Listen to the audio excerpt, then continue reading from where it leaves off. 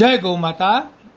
આપને ત્યાં આવતા શુભ પ્રસંગોમાં કરુણા સેવક ગૌસેવા ચેરિટેબલ ટ્રસ્ટના ગૌસેવકો એક ગૌસેવક દીઠ ₹350 લઈ પીરસવાની સેવા આપે છે અને આ સેવામાંથી મેળવેલું તમામ મહેનતાણું વૃદ્ધ, બીમાર અને નિરાધાર ગૌવંશની સેવા અને સારવારથી વપરાય છે।